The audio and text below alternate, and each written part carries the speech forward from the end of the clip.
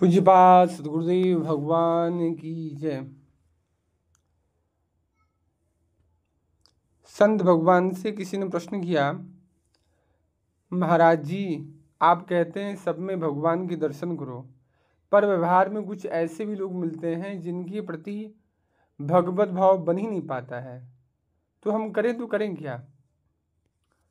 संत भगवान कहते हैं अनुकूलता में तो सबको भगवत बुद्धि करने में आसानी होती है, लेकिन प्रतिकूलता में भगवत बुद्धि हो जाना, इसी बात की साधना करनी है। यदि हम प्रतिकूलता में भगवत भाव कर गए तो पास हो जाएंगे। जब कोई हमसे मधुर व्यवहार करता है तो उसमें भगवान को देखना सहज है, लेकिन जब आकर हमें कोई गाली दे, धक्का मारे, तो वहाँ भगवत भाव करना कठिन होता है। यही तो परीक्षा होती है उपासक की, इसलिए हमें प्रत्येक स्थिति में भगवत भाव करना ही है। ये क्रूरा अपि पापिनो न च सताम संभाष्य दृश्याश्रये सर्वान् वसुत्या निश्चयम् परमेश्वराध्य बुद्धिर्मम विद्या विनय संपन्ने ब्राह्मणे गविहस्तिनि सुनि चैव स्वपाके च पंडिता समदर्शिनः। गीता जी की 5वें अध्याय का 18वां श्लोक। ज्ञानी जन विद्या और विनम्रता से संपन्न ब्राह्मण में गाय, हाथी, कुत्ता, चांडाल आदि में समदर्शी होते हैं, अर्थात सर्वत्र तत्वरूप प्रभु का ही दर्शन करते हैं।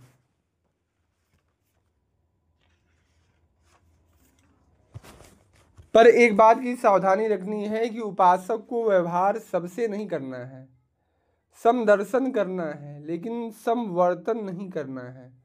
हम गाय, कुत्ता, चांडाल, ब्राह्मण सभी में भगवत भाव रखें, लेकिन समवर्तन अर्थात व्यवहार एक समान नहीं करें। यदि व्यवहार सबके साथ समान करोगे तो पतन हो जाएगा, नाश हो जाएगा, क्योंकि कोई सिद्ध पुरुष तो अभी हो नहीं। इसलिए भगवान ने समदर्शिना कहा, समवर्तिना नहीं कहा। सबके साथ समान व्यवहार हो भी नहीं सकता है। जैसे 4 स्त्रियां हैं, माँ, बहन, पत्नी और बेटी। चारों में समान भगवत भाव हम कर सकते हैं, लेकिन चारों से व्यवहार समान नहीं कर सकते। व्यवहार पृथक पृथक यथोचित ढंग से ही करना पड़ेगा।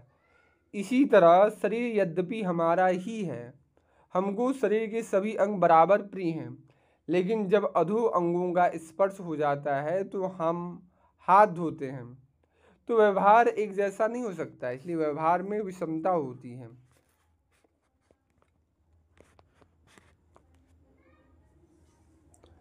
कोई अभी दुष्ट आकर के भगवान, गुरु या भक्तों की निंदा करे तो भगवत भाव तो हम उसमें भी रखेंगे, लेकिन व्यवहार उसके साथ वैसा ही करेंगे। इसलिए व्यवहार में समदर्शिता नहीं होती है, व्यवहार में भेद होना आवश्यक है। शास्त्र की आज्ञा अनुसार ही व्यवहार हो, लेकिन तात्विक दर्शन अभेद हो। कहीं भी शरीर में अगर चोट लगती है तो हम समान रूप से उसका इलाज कराते हैं, वहाँ भेदभाव नहीं करते हैं। भगवान स्वयं भी व्यवहार में भेद करते हैं।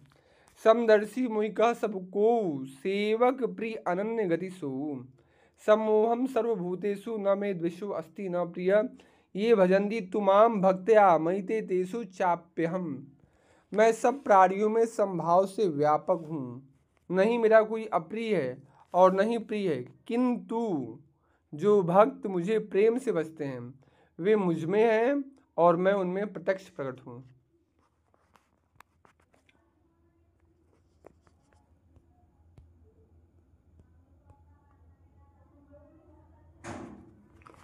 किसी ने संत भगवान से प्रश्न किया, महाराज जी मेरा मन भजन में नहीं लगता है, जब भी भजन करने बैठती हूँ मन बार बार संसार में ही जाता है, तो मैं क्या करूँ। संत भगवान कहते हैं मन तो भजन में किसी का भी अपने आप नहीं लगता है। यदि भजन में मन लग जाए तो सभी सिद्ध पुरुष न बन जाए।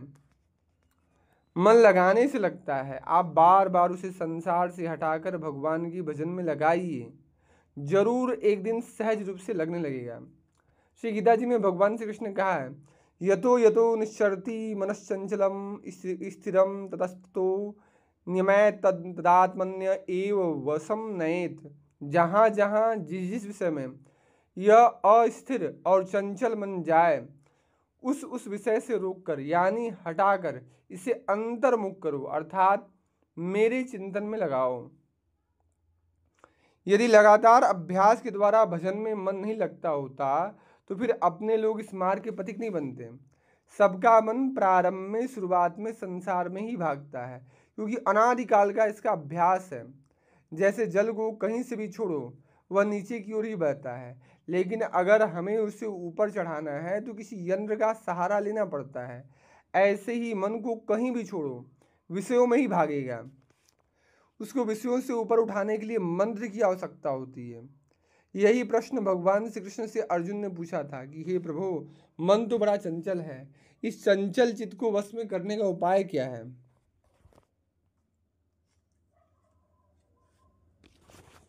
चंचलम ही मन कृष्ण प्रमाथि बलवदृढ़म् तस्याहम निग्रहम मन्ये वायोरिवसु दुष्करम। तब भगवान ने बोला, हे अर्जुन, सतत लगातार अभ्यास और वैराग्य के द्वारा इस चलायमान दुर्निग्रह मन को वश में किया जा सकता है। असंशयम महाबाहो मनो दुर्निग्रहम चलम अभ्यासेन तु कौन्तेय वैरागेण च गृह्यते। सतत अभ्यास से सब कुछ संभव है। यदि अभ्यास के द्वारा भगवान में मन लगता न होता तो प्रभु ऐसा क्यों कहते कि मेरे में मन लगाओ, मेरे में बुद्धि को लगाओ। मयि एव मन आदतस्य मयि बुद्धिम निवेश्य।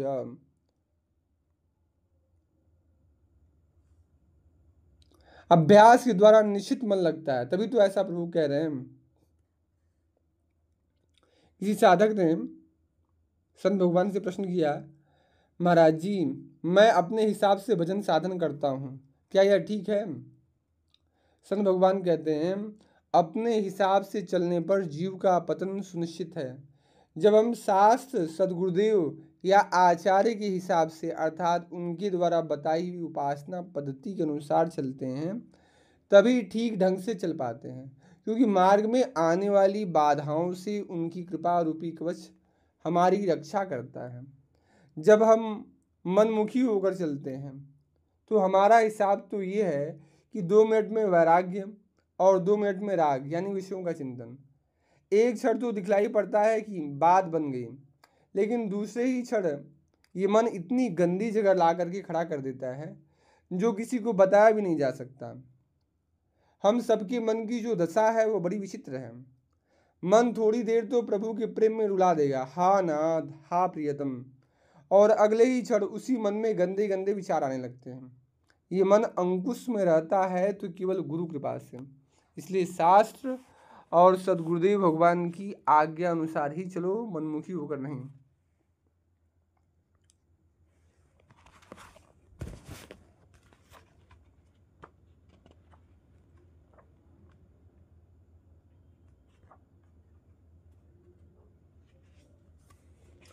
किसी ने प्रश्न किया, महाराज जी, यदि कुसंग पास में है तो उससे हमारी भक्ति की गति अवरुद्ध हो सकती है क्या?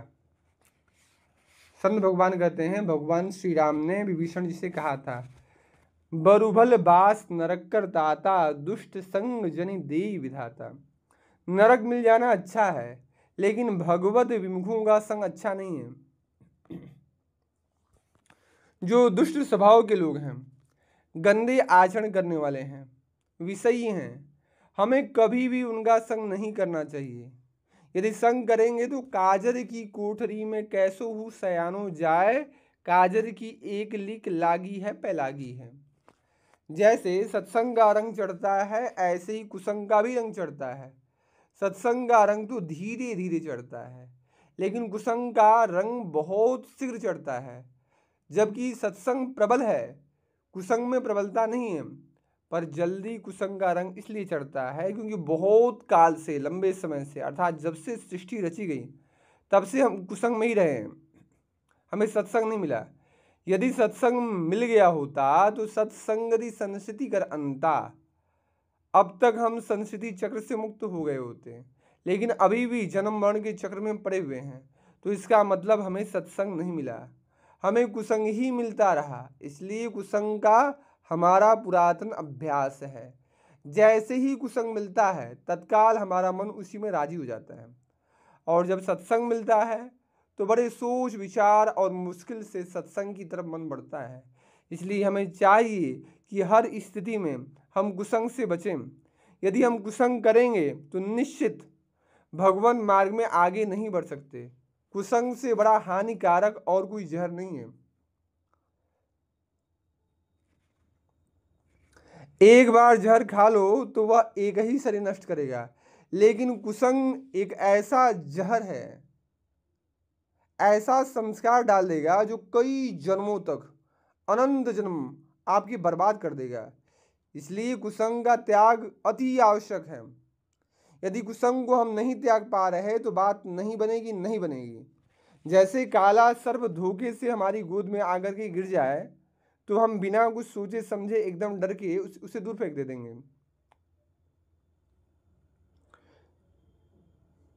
काला सर्प धोखे से हमारी गोद में आकर के गिर जाए तो हम क्या करेंगे?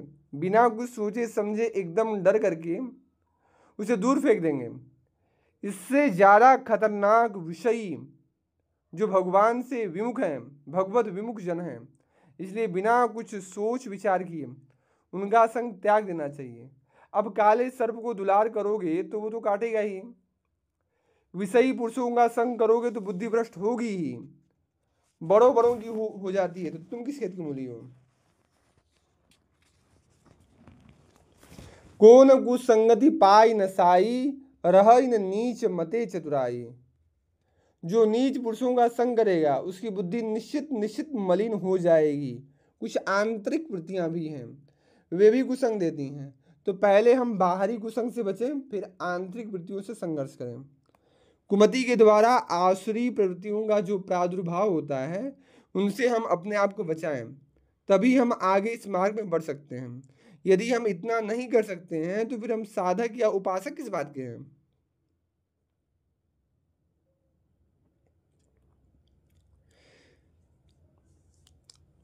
किसी ने संत भगवान से पूछा, महाराज श्री, बड़े बड़े महापुरुषों के हृदय में जो प्रेम था वह हमारे हृदय में नहीं है, फिर हम कैसे प्रभु से प्यार करें? संत भगवान कहते हैं, प्रेम सबके हृदय में बराबर है, लेकिन हमारा वह प्रेम फैल गया है स्त्री में, पुत्र में, शरीर में, भोगों में। वही प्रेम समेट कर प्रभु के चरणों में लगा दो तो बस बात बन जाएगी। जननी जनक बंधु सुदारा, तनुधन भवन सुहृद परिवारा। सबकै ममता ताग बटूरी, ममपद मन ही बांध बड़ी डोरी। इसलिए ऐसा मत सोचो कि हमारे हृदय में प्रेम नहीं है। कोई ऐसा नहीं है जिसके हृदय में प्रेम न हो, पर वो प्रेम बटा हुआ है शरीर संसार में, वह विनाशी भोगों में लगा हुआ है।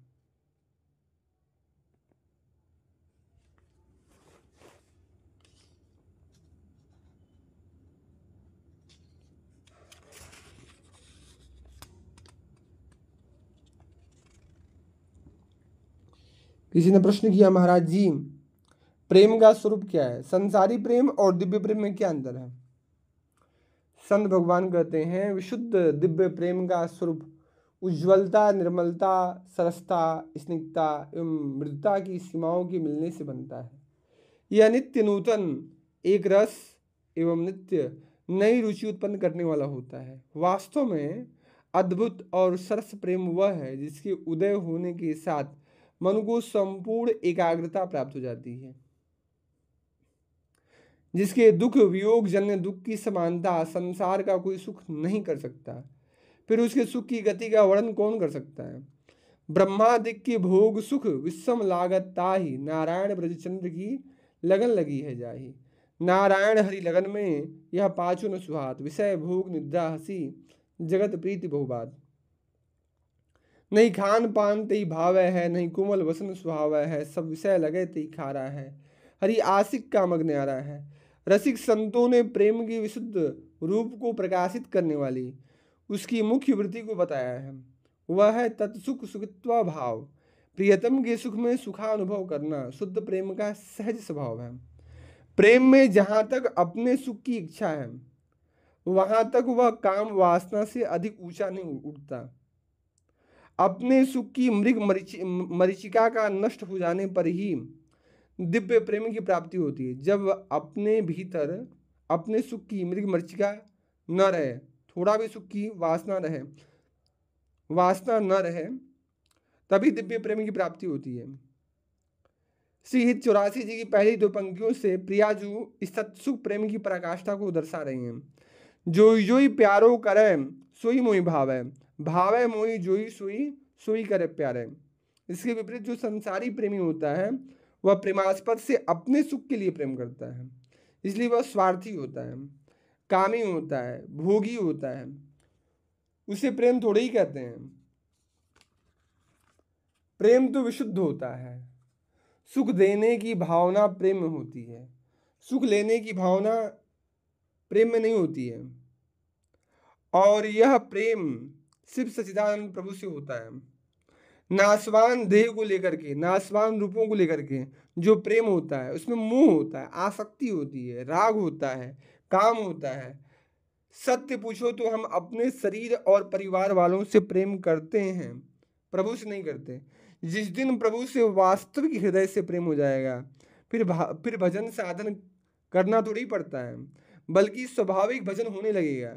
गोस्वामी तुलसीदास जी महाराज ने प्रभु से वरदान में ही मांगा, कामी नारी प्यारी जिमी लोभी प्रिय जिमिदाम तिमिर रघुनाथ निरंतर प्रिय लागू मोहिराम। हे मेरे राम, आप हमें ऐसे प्यारे लगो जैसे कामी पुरुष कामिनी से प्यार करता है। वह कभी कामनी के ध्यान का प्रयास थोड़ी करता है, लेकिन बिना ध्यान किए उसके हृदय में हर समय कामिनी वसी रहती है।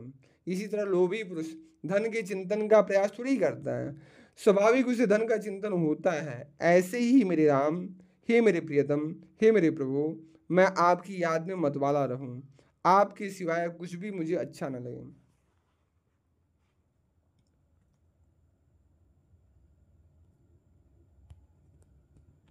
एक साधक ने संत भगवान से प्रश्न किया, महाराज जी मेरे अंदर बहुत से विकार हैं, तो मुझे भय लगता है कि क्या मुझे भी प्रभु की शरण में आने का अवसर मिलेगा।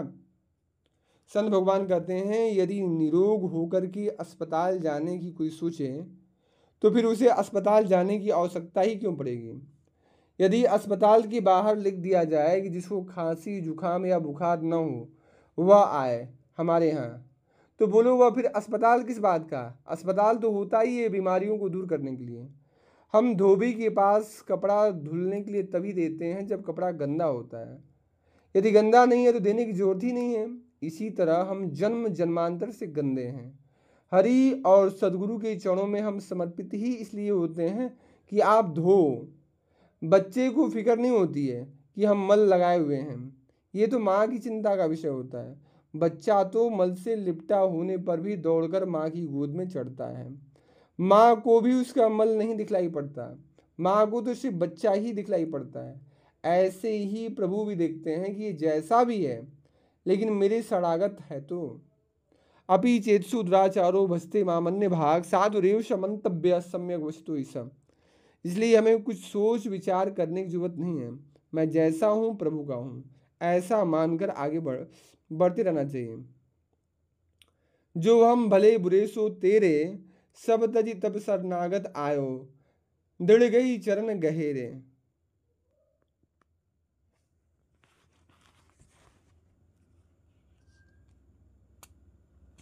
एक साधक ने प्रश्न किया, महाराज जी मैं गृहस्थी हूँ और गृहस्थ में पारिवारिक बहुत सी जिम्मेदारियां होती हैं, भक्ति करते हुए मैं उनका किस प्रकार से निर्वाह करूं। संत भगवान कहते हैं, सर्वप्रथम तो यह स्वीकार करो कि मैं गृहस्थी नहीं हूँ, मैं प्रभु का हूँ। फिर दूसरी बात, स्वयं को घर का मालिक मत मानो, घर के स्वामी प्रभु हैं और हम उनके नौकर हैं।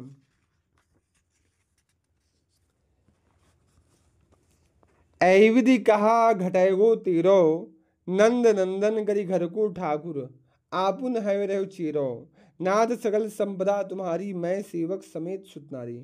हम जो भी कर रहे हैं प्रभु की प्रसन्नता के लिए कर रहे हैं, प्रभु के जनों का पालन पोषण करने के लिए कर रहे हैं। जब ऐसी धारणा बन जाएगी तो गृहस्थ के काम काज सब भक्ति बन जाएंगे। इसलिए अपने को प्रभु का दास मानते हुए घर प्रभु का है, पारिवारिक जन प्रभु के हैं और मैं उनके घर परिवार की सेवा करने वाला एक तुच्छ सेवक हूँ। इस तरह से चलने पर गृहस्थी की जिम्मेदारियों का निर्वहन, माँ बाप स्त्री पुत्र आदि का पालन पोषण भी भक्ति बन जाएगा।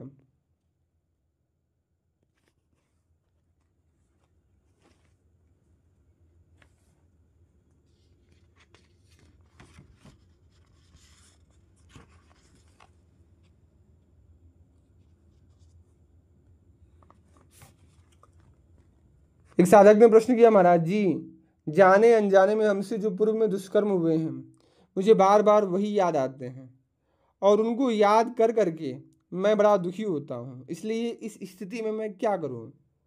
संत भगवान कहते हैं, हमारा प्रत्येक क्षण श्री प्रिया प्रीतम की चिंतन में जाना चाहिए।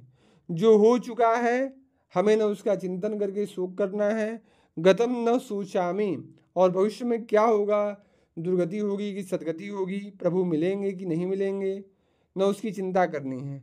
हमें वर्तमान को संभालना है। हमारा जो वर्तमान है उसका हर क्षण प्रियालाल की चिंतन में बीते, फिर चाहे जब शरीर छूट जाए। समझ लो आपका काम बन गया। श्री गीता जी में लिखा है, अंतकाले च मामेव स्मरन् मुक्त्वा कलेवरम य प्रयाति सम्मद्भावम याति नास्ति यत्र संशय।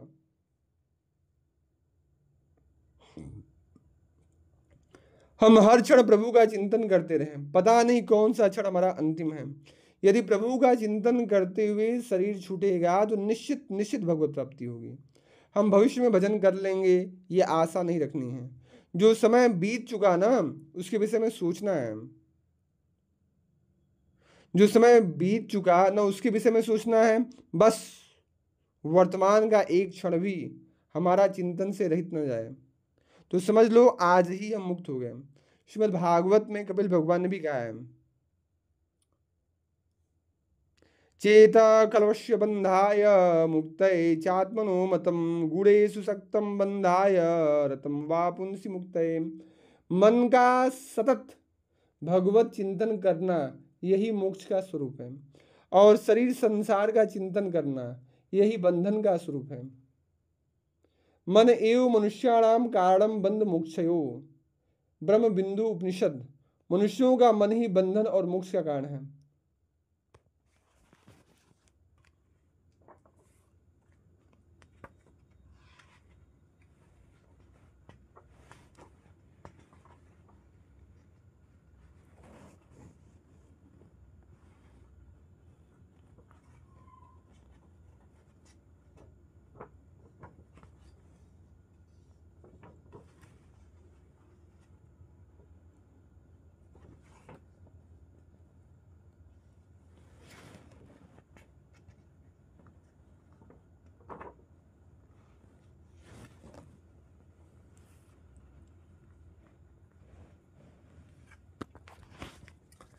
किसी साधक ने संत भगवान से प्रश्न किया, महाराज श्री, हम गृहस्थ में घर परिवार के मध्य रहकर कैसे भजन करें। संत भगवान कहते हैं, गृहस्थी में रहकर यदि आप माता पिता स्त्री पुत्र आदि की सेवा भी करें तो उनमें भगवत भावना करके करें। व्यापार नौकरी जो भी करें प्रभु की पुष्टता के लिए प्रसन्नता के लिए करें। ये संपूर्ण सृष्टि प्रभु की ही है और प्रभु ने हमें आज्ञा दी है कि माता पिता भाई बंधु आदि की सेवा करने की। महाराष्ट्र में एक भक्त हुए श्री पुंडरिक जी, उन्होंने भगवत भाव से केवल माता पिता की सेवा की तो श्री ठाकुर जी आज भी पंढरपुर में उनका यश प्रकट करते हुए खड़े हैं। विट्ठल भगवान उन्हीं की सेवा से रिझ करके आए थे। इसलिए यदि कोई माँ बाप की सेवा करे तो भगवत भावना से युक्त होकर के करें।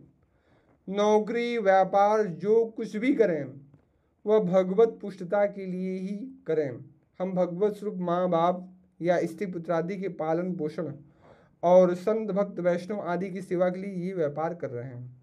भगवत संबंध जुड़ जाने का वह सब गृहस्थी के कार्य भजन ही हैं। कुछ बातों की सावधानी रखें। खान पान सात्विक हो, ऐसे लोगों का संग न करें जो विषयी हैं, जो बहिर्मुखी प्रवृत्ति वाले हैं, धर्म विरुद्ध आचरण करने वाले हैं। इस तरह से कोई गृहस्थ में रह करके चले तो वह गृहस्थ जीवन भजनमय ही है। श्रीमद् भागवत महापुराण में लिखा है, गृहस्वाविष्टाम चापि पुंसाम कुशल कर्मणाम मदवार्ता यातयामानाम न बंधाय गृहामता। जो गृहस्थ आश्रम में रहकर कुशल कर्म करते हुए प्रभु की मंगलमयी कथा वार्ता में समय बिताते हैं उनके लिए गृहस्थ जीवन बंधनकारी नहीं है। अरे जब एक चक्रवर्ती सम्राट गृहस्थी में रहकर भजन कर सकते हैं तो एक साधारण से गृहस्थ के पास कितनी जिम्मेदारियां होती हैं। जब युद्ध भूमि में भजन हो सकता है, अर्जुन को भगवान कह रहे हैं माम अनुस्मर युद्ध च, मेरा स्मरण करते हुए युद्ध रूपी कर्तव्य कर्म करो, मेरा स्मरण करते हुए युद्ध करो। युद्ध करना तुम्हारा कर्तव्य ही है, क्षत्रियों का धर्म है। फिर नौकरी व्यापार आदि तो बहुत साधारण सी बात है, उसमें तो भजन हो ही सकता है। हम अंदर से कृष्ण कृष्ण सुमिरन करते हुए व्यापार या नौकरी करें, जितने भी व्यवहार हैं सब भगवान के ही स्वरूप हैं। एक क्षण भी हम कहीं भी प्रभु से अलग नहीं हैं। जैसे हम कहीं भी रहें, जीने के लिए श्वास लेते हैं, ऐसे ही हमारे जीवन का आधार श्याम सुंदर बन जाए। हम उनको भूल जाते हैं, बस यही गलती हो जाती है। हमने नानत्व को स्वीकार कर लिया, इसको सत्य मान लिया, प्रभु को भूल गए। प्रभु से अलग जो सत्ता मान ली वही बंधन कारक है। यदि हम समस्त क्रियाएं सारे संबंध प्रभु से जोड़ दें तो गृहस्थी में रह करके भी सिद्ध हो गए। अगर हम एकांत जंगल में बैठकर विषय चिंतन करते हैं तो वह वनवास नहीं है। और अगर हम घर गृहस्थी में रहकर व्यापार नौकरी आदि व्यवहारिक कार्य करते हुए प्रभु चिंतन करें, प्रभु के लिए उसे मान लें, तो हम निवृत्ति परायण ही हैं, प्रवृत्ति परायण नहीं है। प्रभु ने श्री गीता जी में अपनी प्राप्ति का जो सुदृढ़ भाव बतलाया है, वहाँ विरक्ति या गृहस्थ कुछ नहीं कहा। प्रभु बोले अनन्याश्चिन्तयन्तो माम ये जना पर्युपासते तेषां नित्याभियुक्तानां योगं क्षेमं वहाम्यहम्। अनन्य चेता सत्वं यो माम स्मरति नित्यस तस्याहं सुलभः पार्थ नित्ययुक्तस्य योगिनः। ये जना गृहस्थ विरक्त ब्राह्मण शूद्र स्त्री पुरुष चाहे जो भी हो, यदि वह मेरा अनन्य चिंतन करता है तो वह निश्चित मुझे ही प्राप्त होगा, क्योंकि अनन्य चित्त से स्मरण करने वाले के लिए मैं बहुत सुलभ हूँ। इसलिए केवल अखंड चिंतन से भगवत प्राप्ति होती है। भगवत चिंतन में न गृहस्थी बाधक है और न विरक्ति सहायक है। गोपियाँ कोई सन्यासिनी या वैरागी नहीं थी, लेकिन कौन ऐसा सन्यासी या विरक्त है जो गोपियों की चरण धूलि में नहीं लूटा। सुखदेव गोस्वामी से बड़ा कोई परमहंस वैरागी नहीं है। वे भी सादर गोपियों के चित्रों का गान कर रहे हैं, उनकी प्रशंसा कर रहे हैं। ब्रज गोपियां धन्य हैं, क्योंकि इनकी चित्त वृत्ति अखंड रूप से श्री कृष्ण में लगी हुई है। ये दूध धोते हुए, दही मथते हुए, धान कूटते हुए, घर लिपते हुए, रोते हुए बालकों को चुप कराते हुए, उन्हें झूला झुलाते हुए, घरों को झाड़ते बुहारते हुए, अर्थात सारे काम काज करते हुए भी अश्रुपूरित नेत्रों से युक्त हो करके गदगद कंठ से श्री कृष्ण के निरंतर गुणगान करती रहती हैं। श्री उद्धव जी जैसा कौन ज्ञानी होगा जो साक्षात बृहस्पति के शिष्य हैं, लेकिन वे भी गोपियों की चरण धूलि की याचना कर रहे हैं। वंदे नंद ब्रज इष्टदाम पाद रेणुम भिक्षरस यासाम हरि कथोदीतम पुनाति भुवन त्रयम। जगत सृष्टा श्री ब्रह्मा जी ने स्वयं 60,000 वर्ष तक तप किया ब्रज गोपियों की चरण रज प्राप्ति के लिए, किंतु फिर भी गोपियों की चरण धूलि ब्रह्मा जी को भी नहीं मिली। 60 वर्ष शस्त्राणी पुरा तप्तम मया तप भक्तयानंद ब्रज स्त्रीणाम पाद रेणुपलब्धये तथापि न मया प्राप्ता तासाम वै पाद रेणव। यह प्रसंग श्री ध्रुवदास जी महाराज ने श्री 42 लीला में भी लिखा है। एक समय भृगु पितासो प्रश्न करी यह आनी करी प्रणाम ठाड़ो भयो आगे जोरे पानी। एक असंगा उर बढ़ी चित रहो विस्माय सर्वोपरि सर्वज्ञ तुम हम ही देव समझाई। नारद आदि सुख से जीते किए भक्त सब गौन जाची रज ब्रज तियन की यह धव कारण कौन। सुनो पुत्र समझी न तय रहो भूल ब्रह्म ज्ञान सर्वोपरि हरि प्रिया। इनकी कौन समान बहुत बरस हम तप कियो इनकी पद रज हित सूरज दुर्लभ सबन को हमहु बनी न लेत। अब बताओ कब भस्म लगाई शरीर में गोपियों ने, कब माला लेकर जप किया। केवल मुरारी पादार अर्पित चित्तवृत्ति, हर क्रिया हर चेष्टा करते हुए कृष्ण चिंतन में मग्न है। कृष्ण चिंतन ही उनका जीवन है, ये सार बात है। उसका परिणाम क्या है? बेचना चाहती हैं दही और कह रही हैं गोविंद ले लो, माधव ले लो, गोपाल ले लो, क्योंकि वही मन लगा हुआ है। कोई माई लय लेहुरी गोपालही, दधिको नाम श्याम सुंदर रस, बिसरी गयो ब्रजबालही। इसलिए हमें ये चाहिए कि हम गृहस्थ या विरक्त भाव पर दृष्टि न रखते हुए प्रभु के सतत चिंतन पर दृष्टि रखें। नौकरी चाकरी आदि में भजन करना कोई बहुत कठिन काम नहीं है। श्री अम्बरीश जी महाराज सप्तद्वीपवती पृथ्वी के चक्रवर्ती सम्राट थे, लेकिन कितने बड़े भक्त माने गए, क्योंकि उनकी दिनचर्या कितनी सुंदर थी।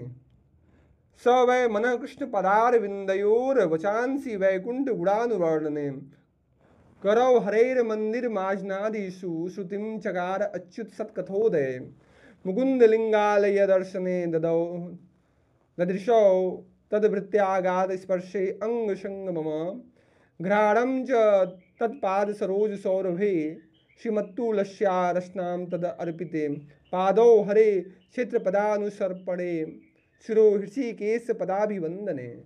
मन प्रभु के चरण कमलों के चिंतन में निमग्न है। महाराज अम्बरीश का मन भगवान के चरण कमलों के चिंतन में लगा हुआ है। वाणी भगवद यश के वर्ण में, हाथ प्रभु के मंदिर को बुहारने आदि की सेवा में, और कान प्रभु की मंगलमयी कथाओं के सुनने में लगे हुए हैं। उनके नेत्र प्रभु के श्री विग्रह की एवं प्रभु के भक्तों के दर्शन करने में लगे हुए हैं। शरीर भक्तों की सेवा में लगा हुआ है। नासिका प्रभु के चढ़ार बिंदुओं पर समर्पित तुलसी दल की सुगंध में, और जिह्वा प्रभु के उच्छिष्ट प्रसादी में लगी रहती थी। उनके पैर प्रभु के धाम की पैदल यात्रा करने में, मस्तक प्रभु के चरणों की वंदना करने में लगा रहता है। इसलिए कोई भी सांसारिक क्रिया या प्रपंच का कार्य भी यदि प्रभु के चिंतन से युक्त हो करके हरि या गुरु की सेवा के लिए किया जाए तो वह भी उपासना ही है। श्री हरिपाल जी भक्त सेवार्थ लूटपाट करते थे। यद्यपि ऊपर से तो क्रिया प्रपंचात्मक दिखाई पड़ रही है, लेकिन उनका उस क्रिया के पीछे भागवतिक उद्देश्य था, तो लूटपाट करने से ही उन्हें भगवान मिल गए। इसके विपरीत वेशभूषा और क्रिया सम्यक होने पर भी उद्देश्य भागवतिक न होने पर श्री भगवत रसिक जी ने कहा है, वेशधारी हरि के उर्शालय, लोभी दम्भी कपटी नट से शिष्णुदर को पालय, गुरु भयो घर घर में डोलय, नाम धनी को बेचै, परमार्थ स्वप्न में नहीं जाने, पैसन ही को खेचे। कबहुक वक्ता है बनी बैठे, कथा भागवत गावे, अर्थ अनर्थ कछु नहीं भासै, पैसन ही को धावे। कबहुक हरि मंदिर को सेवै, करे निरंतर वासा, भाव भक्ति को लेस न जाने, पैसन ही की आशा। मंदिर में भी निवास कर रहे हैं, ठाकुर सेवा भी कर रहे हैं, लेकिन मन में पैसों की आशा बनी हुई है, तो उद्देश्य ठीक न होने के कारण उसे भगवत आनंद का अनुभव नहीं होगा। उद्देश्य ठीक है तो श्री सदन कसाई जी अपना कार्य मांस विक्रय करते हुए महान भक्त हैं। उद्देश्य ठीक है तो श्री रविदास जी अपना कार्य चर्मकारी करते हुए महान भक्त हैं। यदि हमारा उद्देश्य ठीक है तो हम गृहस्थी में रहकर भी परम भागवत महाभागवत हैं, और यदि हमारा उद्देश्य गलत है तो विरक्ति में रह करके भी सबसे बड़े प्रपंची हैं।